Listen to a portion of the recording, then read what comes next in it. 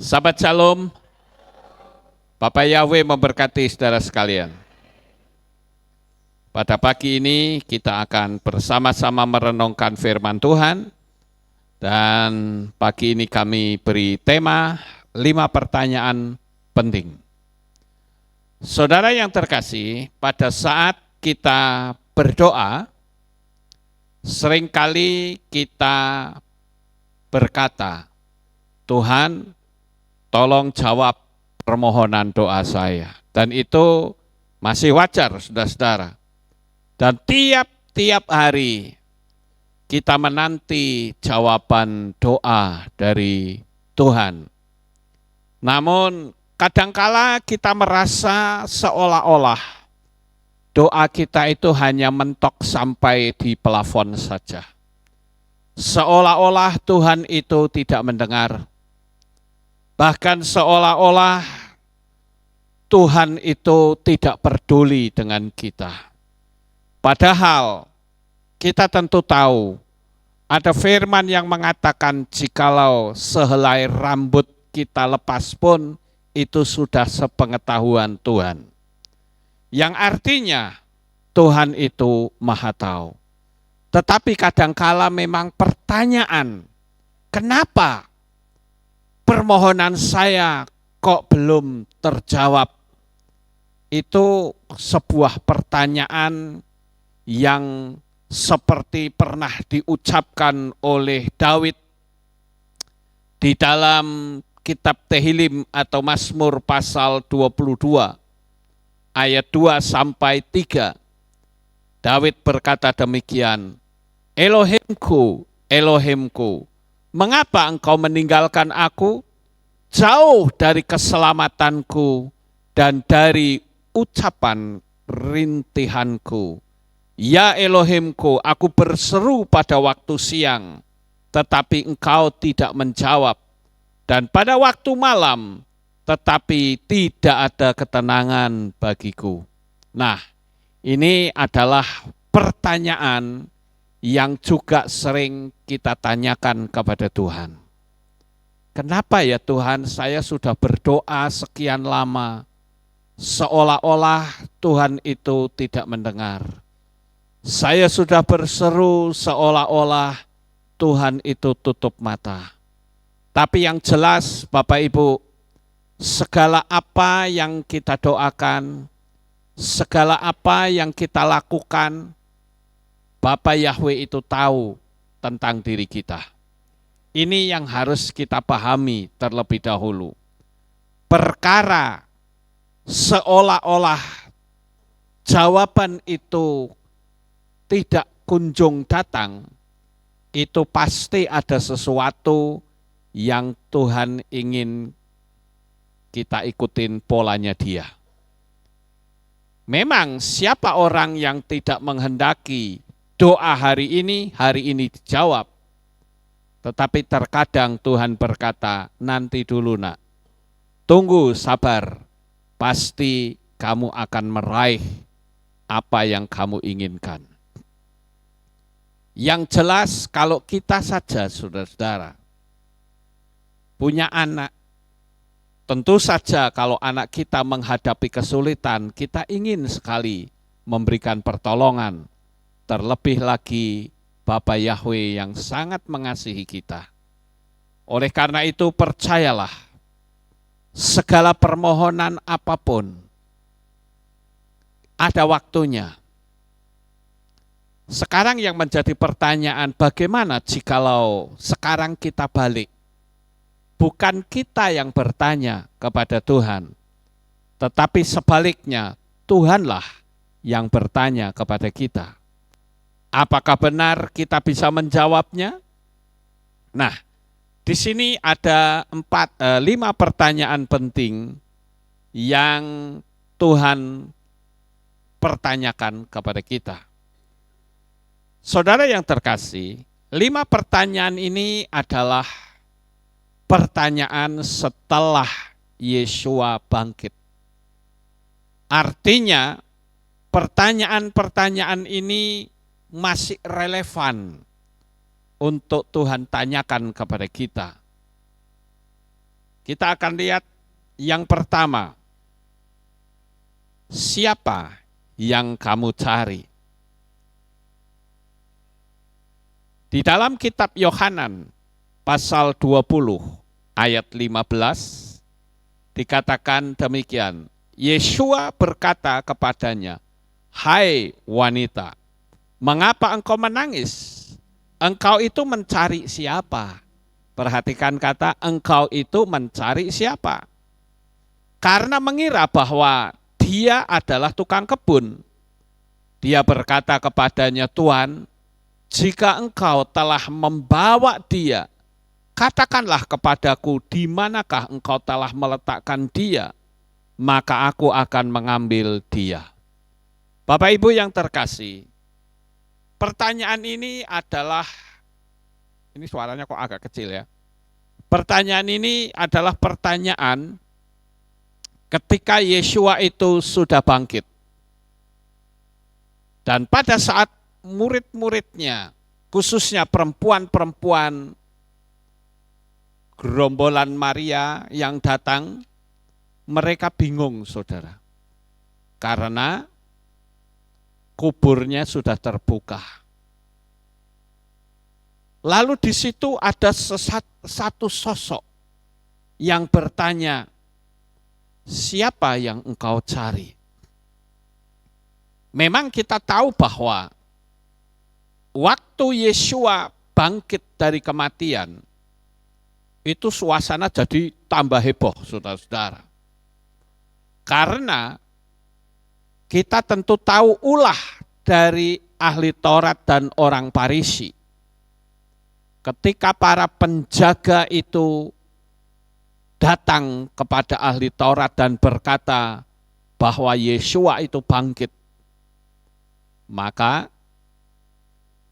orang-orang ahli Taurat menutup mulut mereka dengan sejumlah uang. Dan diberitakanlah berita palsu. Yeshua itu dicuri oleh murid-muridnya. Sebetulnya berita ini adalah berita yang sangat bodoh. Mana ada murid-murid Yeshua mencuri? Karena ada begitu sulit untuk bisa mencuri mayatnya Yeshua. Karena itu ada di dalam gua. Untuk membuka pintunya saja itu dibutuhkan tenaga yang sangat besar. Karena ditutup dengan batu. Belum lagi dijaga oleh penjaga tentara-tentara Romawi. Ditambah lagi disegel sisan. Jadi sebetulnya berita yang mengatakan Yeshua itu dicuri oleh murid-muridnya itu sebuah berita bodoh. Tetapi anehnya orang mempercayainya. Nah, Bapak Ibu yang terkasih, kalau kita perhatikan, pertanyaan yang sama juga ditujukan kepada kita. Ada begitu banyak orang yang sampai hari ini ketika ditanya, siapa sebetulnya Tuhanmu? Mereka tidak tahu, saudara. Lalu kalau begitu, saudara, ibadah itu yang saudara cari itu siapa? Ini yang harus jelas, saudara.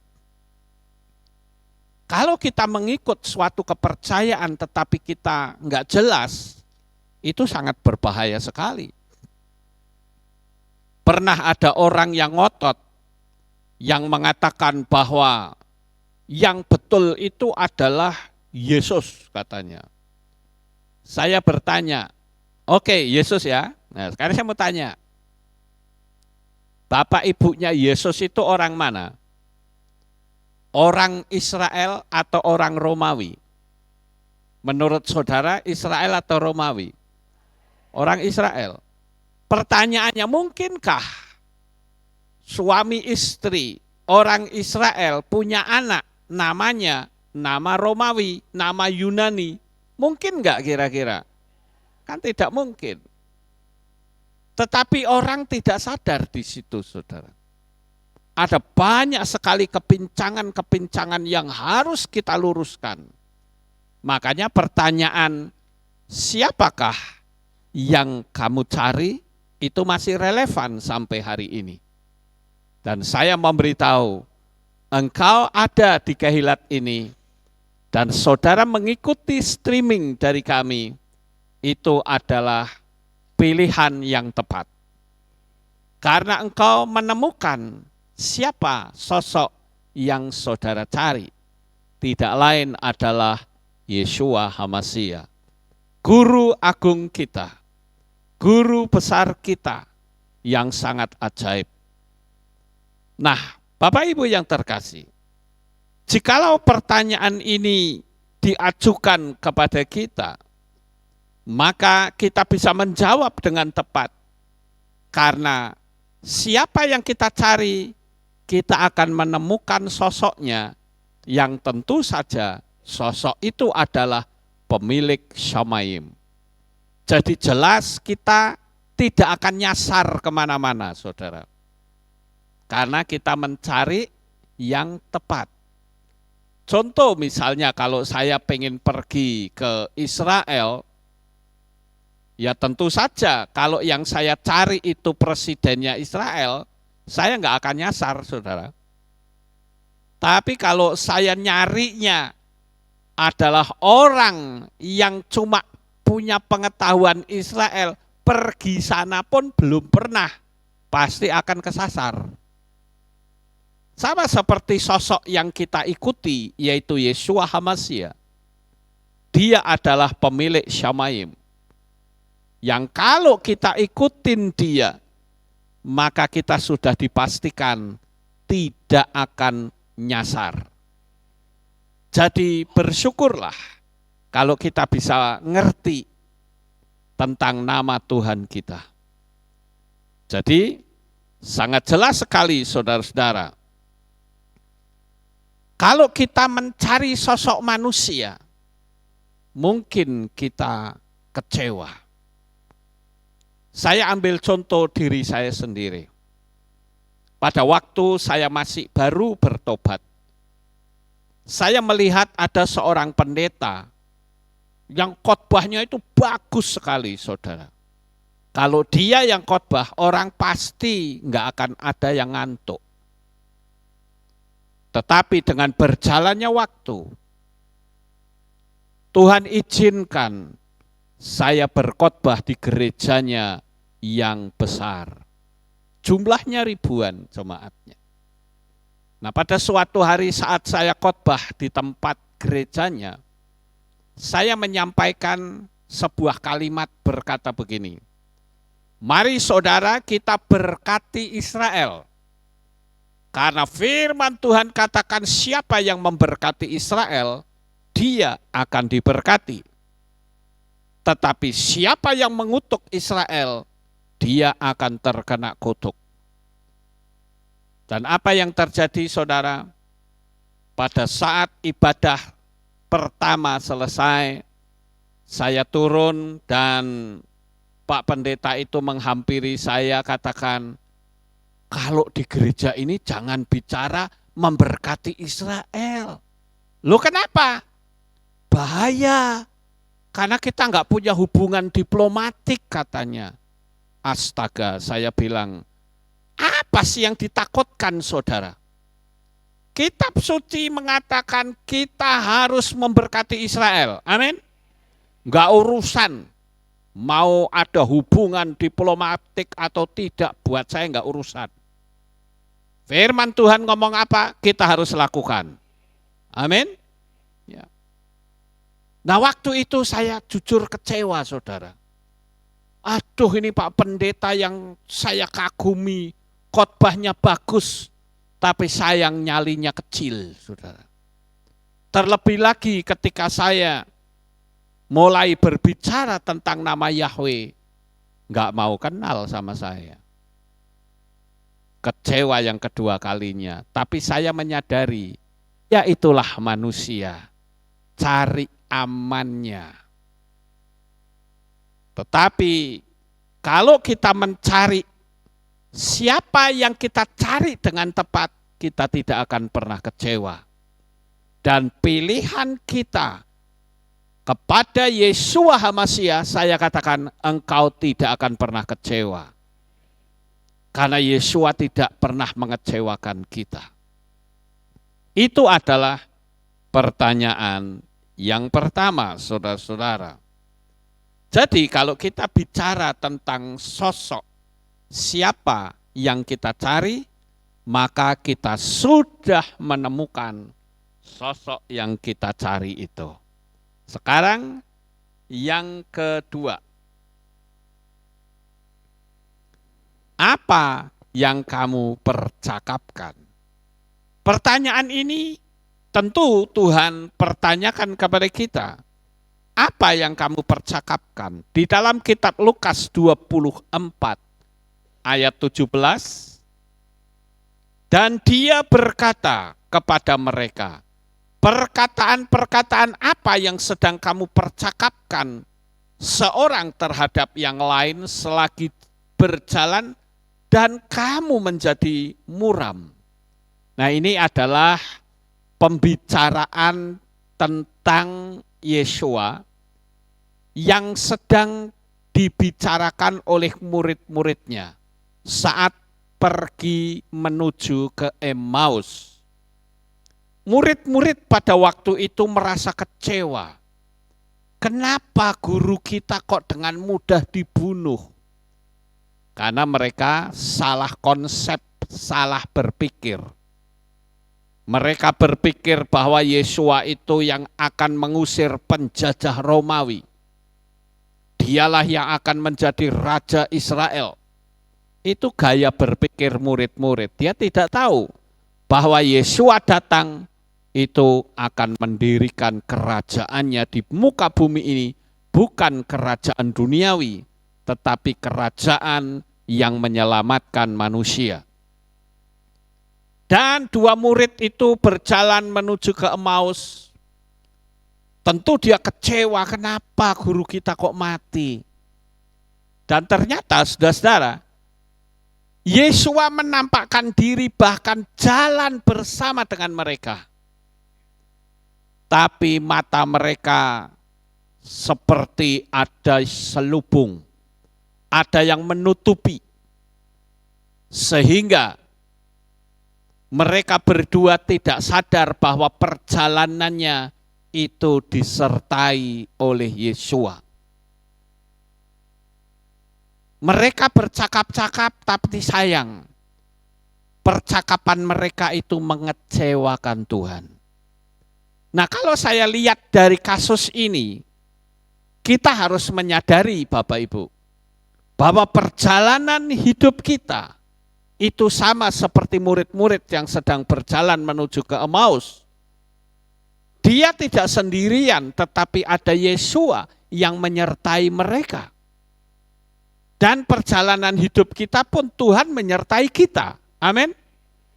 Dia ada bersama kita, cuman kita tidak melihat dia. Sama seperti murid-murid, jalan bareng sama Yeshua, tetapi tidak kenal Yeshua itu. Kan tragis banget, saudara. Lalu Yeshua bertanya, kamu itu sedang ngomong apa? Nah, pertanyaan yang sama juga dipertanyakan oleh Tuhan kepada kita. Kalau kita berbincang-bincang yang tidak sesuai dengan firman Tuhan, Tuhan juga tanya, lu ngomong apa? Bincang-bincang, tapi kalimatnya kalimat negatif. Bincang-bincang kalimatnya mengeluh, mengutuk, menghujat, mencaci maki, marah-marah, berdusta, gosip. Kira-kira pertanyaan ini dipertanyakan lagi enggak sama Tuhan? Akan ditanyakan, kamu tuh ngomong apa sih? Wong perjalanan, kalau kita ya kedatangan pejabat tinggi saja, sebutlah rumah kita didatangi presiden misalnya. Saya yakin kita akan berhati-hati jaga kalimat, jaga kata-kata. Lah, ini kita ada perjalanan hidup kita itu disertai Tuhan loh. Tapi kadangkala mulut kita itu nggak bisa dijaga, saudara. Kalau sudah ngamuk seharian, marah-marah terus. Sampai tidur pun kelindurnya marah, saudara-saudara. Ini parah banget yang seperti itu. Mari kita belajar untuk menghilangkan kalimat-kalimat yang bernada negatif. Karena itu akan bisa menjauhkan hidup saudara dari rezeki. Jangan salahkan Tuhan kalau ternyata rezeki saudara menjadi bumpet, rapat, nggak bisa muncul karena kita sering mengucapkan hal-hal yang tidak baik, hal-hal yang mendatangkan kutuk, hal-hal yang mendatangkan energi negatif. Firman Tuhan katakan bahwa hidup kita itu dikuasai oleh lidah. Siapa yang menggemakannya akan memakan buahnya. Saudara ingin tahu orang itu bijaksana atau tidak? Perhatikan ucapannya. Apakah bermuatan negatif ataukah bermuatan positif? Orang yang senang nyinyir pada orang lain, gampang menghina, mengolok, orang-orang yang seperti itu tidak akan mendatangkan berkat dalam hidup kita. Yang terjadi energi kita akan banyak keluar kesedot orang itu, bisa saja. Oleh sebab itu Bapak Ibu, saya sudah sering mengatakan kalau kita ingin berbincang-bincang, kita perlu mempertanyakan dengan memiliki saringan. Apakah yang saya bicarakan ini sudah benar? Saringan kedua, apakah itu bermanfaat bagi kita? Saringan ketiga, apakah sudah tepat waktu kalau aku membicarakannya? Dan yang keempat, apakah dampaknya itu positif? Ketika kita memiliki saringan, maka ucapan-ucapan kita akan tertata dan tidak melukai hati orang lain. Pertanyaan apa yang kamu percakapkan itu perlu kita pandang secara serius. Sehingga kita menjadi orang-orang percaya yang hidup bijaksana. Coba saudara perhatikan, dalam satu kehilat sampai terjadi pertengkaran, itu mulainya dari mana? Dari mulut saudara. Amin. Maka sekarang saya tambahi, bukan apa yang kamu percakapkan, tapi apa yang kamu tulis. Saudara setuju? Apa yang kamu tulis? Kadangkala kita di medsos, kita mengolok-olok orang lain, mencaci maki orang lain. Hati-hati, kita bisa kena undang-undang ITE. Kita juga bisa terkena undang-undang yang lain, penistaan agama, atau undang-undang yang lain yang dianggap kita ini tidak jadi berkat, tidak menyenangkan. Jadi mulai hari ini kita belajar untuk menjaga setiap kalimat, baik dari mulut kita maupun dari tangan kita. Amin. Sekarang yang ketiga. Pertanyaan yang ketiga adalah,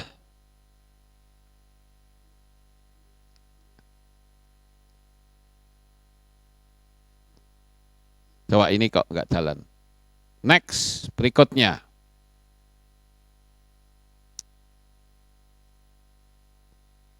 Mengapa kamu gelisah dan ragu?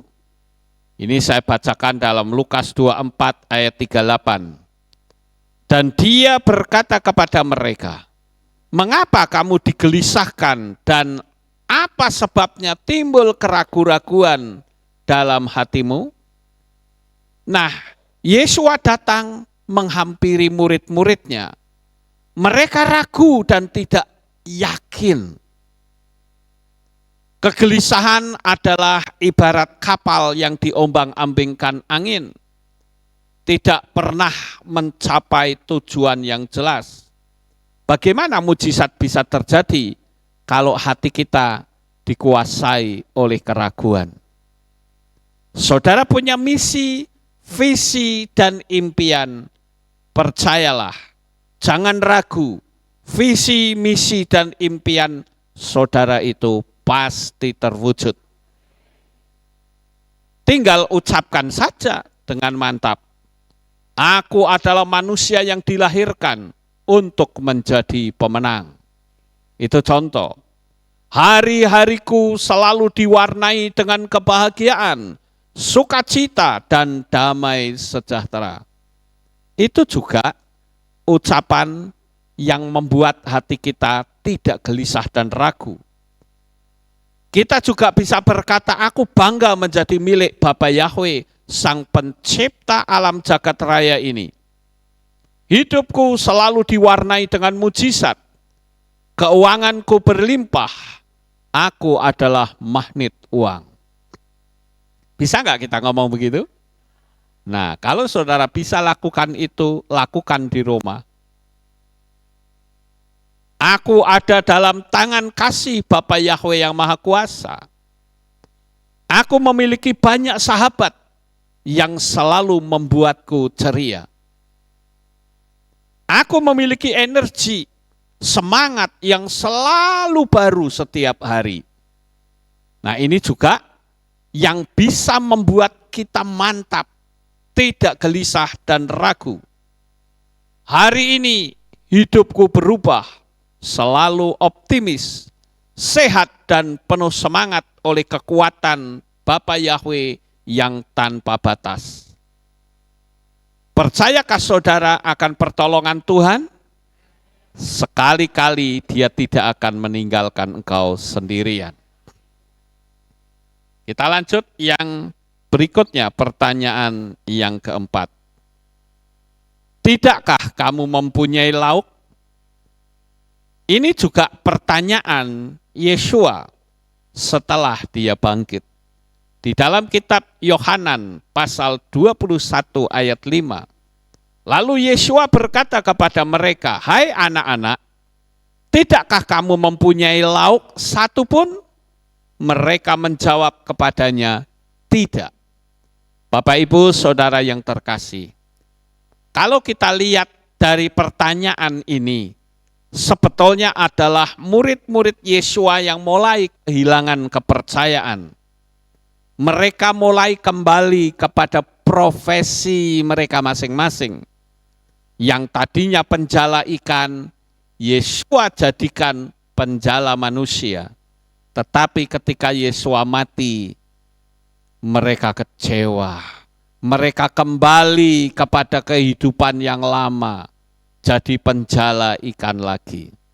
Dan pada saat itu, Yesua menampakkan diri dan pertanyaan yang paling Yesua ucapkan pertama adalah, tidakkah kamu mempunyai lauk? Itu artinya Tuhan itu peduli dengan perut kita. Tuhan itu peduli dengan kehidupan kita. Dia ingin memberi kita makan. Yesua tidak marah, lalu Yesua berkata, murid-murid, kamu bodoh amat sih. Tak kasih tahu, gak percaya lagi, lihat nih, aku sekarang bangkit. Makanya jangan bodoh. Yesua tidak bilang begitu, saudara.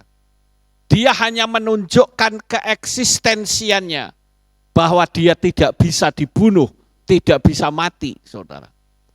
Sekalipun dibunuh, dia mati, dia bangkit pada hari yang ketiga. Artinya kematian tidak berkuasa atas diri Yesua. Yang tentunya juga kematian tidak berkuasa atas diri kita. Mungkin kita bisa dibunuh oleh orang, tetapi yang mati itu hanya fisiknya. Tetapi roh kita akan bangkit dan bersama dengan Yesua. Karena dia berkata, akulah kebangkitan dan hidup. Barang siapa percaya kepadaku, dia akan hidup lagi, walaupun dia sudah mati. Kita akan bersama-sama dengan Tuhan di awan-awan yang permai.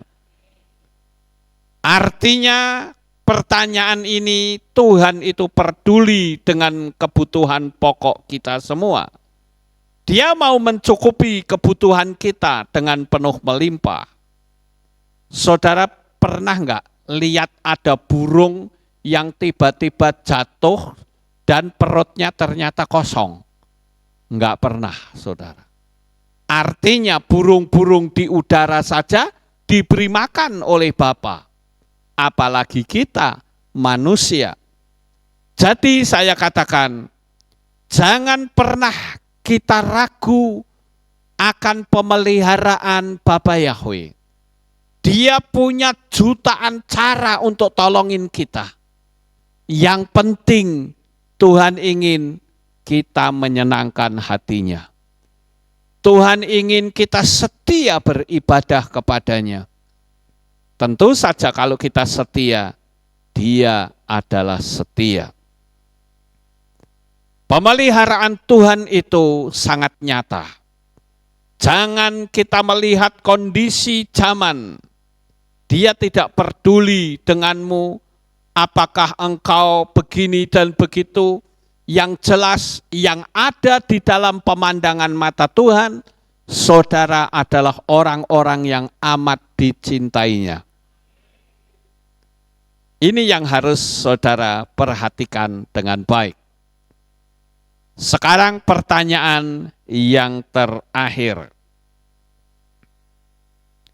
Mengapa kamu mencari Dia yang hidup di antara orang mati? Nah, ini adalah saat murid-murid datang ke kubur dan ternyata dia tidak menemukan Yesua. Di dalam kitab Lukas 24 ayat 5, dan ketika mereka sangat ketakutan dan menundukkan wajah mereka ke tanah, berkatalah kedua orang itu kepada mereka, mengapa kamu mencari Dia yang hidup di antara orang-orang mati? Dan di dalam Lukas 24 ayat 10, dan mereka adalah Maria Magdalena dan Yohana dan Maria ibu Yakobus dan wanita-wanita lain yang bersama-sama mereka, yang terus mengatakan hal ini kepada para rasul. Saudaraku yang terkasih, rombongan peziarah kaget dan kecewa mendapati kubur Yesua terbuka dan kosong. Mereka kebingungan, kenapa kuburnya kok kosong? Bapak Ibu, dari mereka panik dan bingung saja, saya sudah bisa menilai bahwa sebetulnya murid-murid itu tidak percaya secara penuh. Seharusnya dia percaya. Kan berulang kali Yesua berkata bahwa dia katakan rombak bait suci ini dan dalam 3 hari aku akan mendirikannya kembali.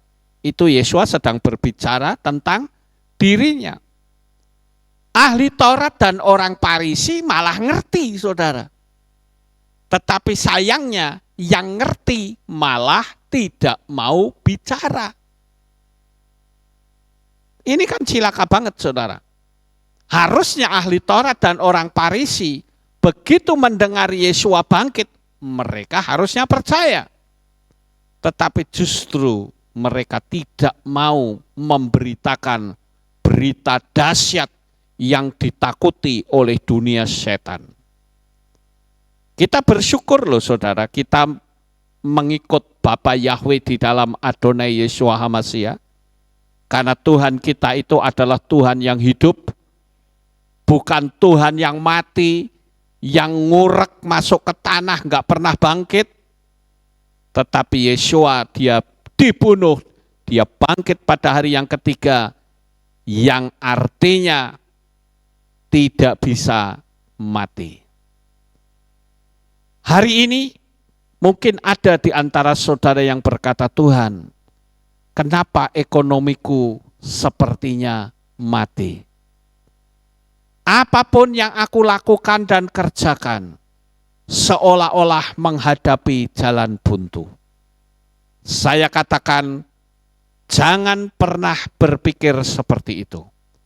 Ucapkan, afirmasikan, kita kan sudah paham, sudah ngerti tentang hukum Loa. Ucapkan saja, jangan ragu. Percayalah apa yang kau ucapkan itu pasti terjadi. Jadi jangan kita mencari dia yang hidup di antara orang mati. Misalnya mencari kekayaan dengan cara berjudi. Itu adalah tempat kematian. Jika saudara bertanya kepada saya, dapat kebahagiaankah? Pertanyaannya adalah, apa yang ada di pikiranmu, itulah yang akan terjadi dalam dunia nyata. Ada banyak orang yang ngomong sama saya begini, saudara. COVID-19 ini menghancurkan ekonomiku. Saya katakan jangan berpikir seperti itu. Yang jadi pertanyaan, kira-kira sebelum COVID ada enggak orang yang ekonominya hancur? Ada. Jangan kita berkata akibat COVID. Saya katakan yang bikin itu bukan COVID-nya, pikiran kita. Selama pikiran kita itu positif, meyakini pertolongan Tuhan, mau COVID-19 kayak, mau COVID-20 kayak, mau COVID-21, enggak urusan. Yang percaya kepada Bapa Yahweh, ekonomi pasti Tuhan tolong. Jangan ragu, jangan bimbang. Percayalah, mulai hari ini jangan terpengaruh oleh keadaan apapun. Yakini saja, karena apa yang saudara katakan, itulah yang jadi. Sukses besar untuk saudara. Bapa Yahweh memberkati. Haleluya. Kita tunduk kepala dan kita akan berdoa. Kami mengucapkan terima kasih dan syukur kepadamu ya Bapa. Pada pagi hari ini kami bersama-sama telah mendengarkan renungan firman-Mu. Biarlah pertanyaan-pertanyaan penting yang Tuhan pertanyakan kepada kita, kami bisa menjawab dan kami bisa menunjukkan bahwa kami mempercayai Engkau sepenuhnya. Terima kasih Bapa Yahweh, meteraikan firman Tuhan ini di dalam hati kami. Terpujilah Engkau di dalam nama Adonai Yeshua HaMashiach, Juru Selamat kami yang ajaib. Kami sudah berdoa dan mengucap syukur. Semua yang percaya berkata, amin. Haleluya. Kita akan dengar pengumuman. Shalom. Jumpa kembali dalam Aleph Tau Update News. Berikut kami sampaikan pengumuman minggu ini. Hadirilah hari raya yang ditetapkan oleh Bapa Yahweh, Hari Raya Yom Kippur, pada hari Minggu 24 September 2023 pukul 6 sore dengan tema Kasihilah Yahweh Elohimmu dan kasihilah sesamamu seperti dirimu sendiri. Ibadah pagi digabung sore. Diharap membawa kertas bertuliskan dosa-dosa untuk dibakar. Bagi jemaat live streaming dapat mengikuti tindakan profetik tersebut di rumah masing-masing. Dalam rangka memperingati Hari Raya Yom Kippur, jemaat dihimbau untuk berpuasa selama 25 jam, dimulai 24 September 2023 pukul 6 sore dan buka puasa 25 September 2023 pukul 7 malam. Hari Raya Sukkot pada hari Jumat 29 September 2023 pukul 6 sore dengan tema Berkatnya Tercurah di Pondok Daun. Ibadah Sabat digabung Jumat. Perayaan Shemini Atzeret pada hari Jumat 6 Oktober 2023 pukul 6 sore dengan tema Yeshua Datang Segera. Ibadah Sabat digabung sore. Dalam rangka memeriahkan Hari Raya Sukkot akan diadakan kegiatan Jalan Sehat Keluarga Besar Keilat Aleftau Magelang pada hari Sabtu 7 Oktober 2023 pukul 6.30 pagi. Kegiatan akan dimulai dan berakhir di Keilat Aleftau Magelang dan terbuka untuk semua jemaat Keilat Aleftau Magelang. Harap berkumpul di Keilat pukul 6 pagi on time menggunakan dress code warna merah.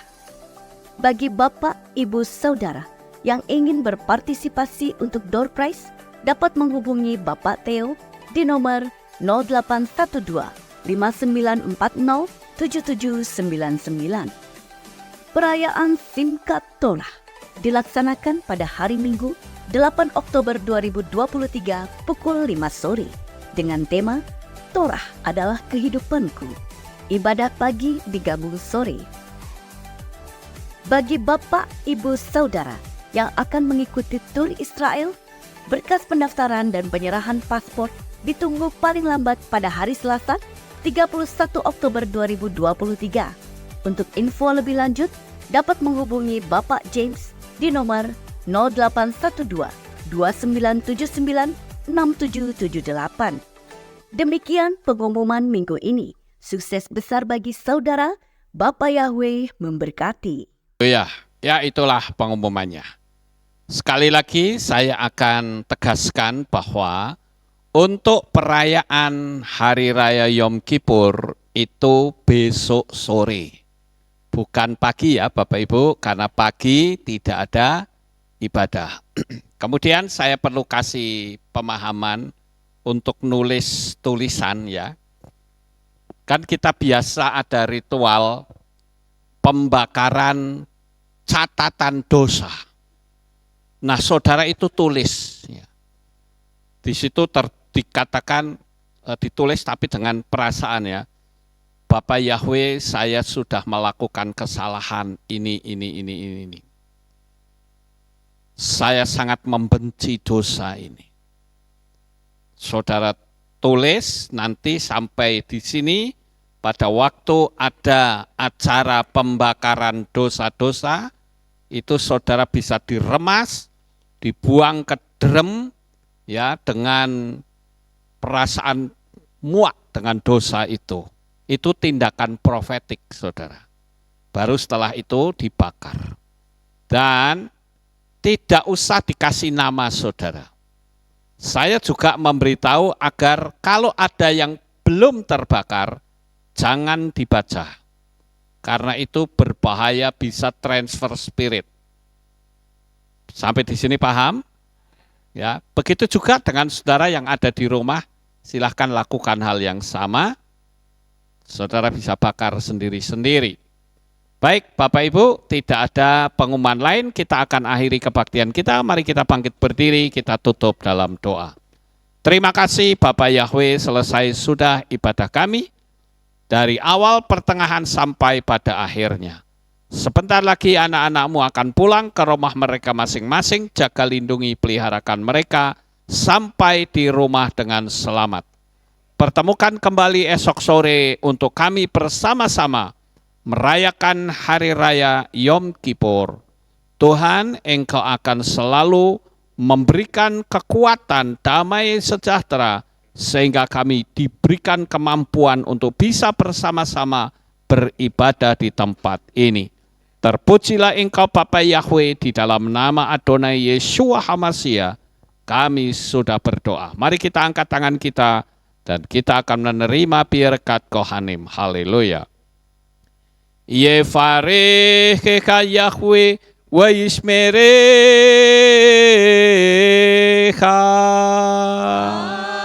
Amin. Ken yehi rotsa. Yair Yahweh panau eleka vichunecha.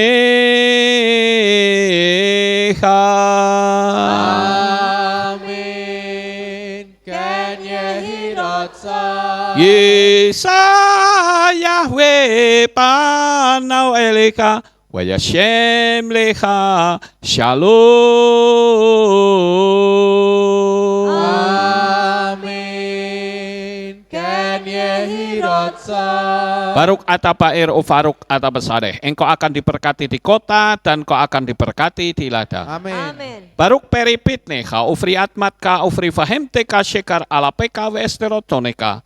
Diberkatilah buah kandunganmu, diberkati hasil bumimu, diberkati hasil ternakmu, anak-anak lembumu dan anak-anak dombamu. Amin. Baruk tanah kaum misyarteka, diberkatilah bakulmu dan tempat adonanmu. Amin. Baruk ata boboy kau faruk ata betseteka, dan kau akan diberkati pada waktu kau masuk, dan kau akan diberkati pada waktu kau keluar. Baruk ata Yahweh Elohenu melek haolam, besem Yeshua Hamashiach Ruach HaKodesh kile olam faet. Kami sudah berdoa dan mengucap syukur. Haleluya.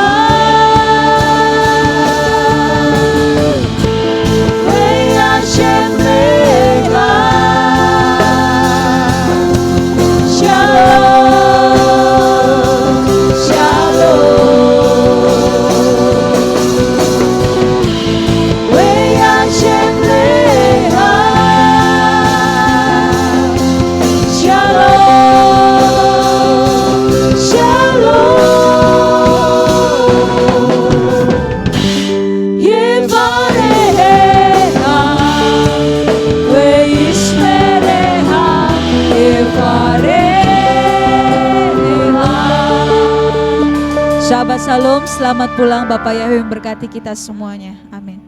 Biar bumi akan berlalu. Yang Maha Kuasa, terima kasih atas kehadiran Bapak Ibu Saudara sekalian dalam ibadah bersama kami di Kehilat Alef Tau Magelang. Doa saya Bapak Yahweh memberkati dengan kesehatan yang sempurna, damai sejahtera dan berkat materi yang semakin melimpah. Kami menunggu kembali kehadiran Bapak Ibu Saudara sekalian pada jam yang tersedia. Hari Sabat jam 5 pagi, hari Minggu jam 6 pagi, hari Rabu jam 6 sore. Siap sedialah sebagai mempelai Hamashiach untuk menyambut kehadiran mempelai pria kita yaitu Adonai Yeshua Hamashiach di awan-awan yang permai. Amen lehitraot. Shalom, sampai jumpa kembali.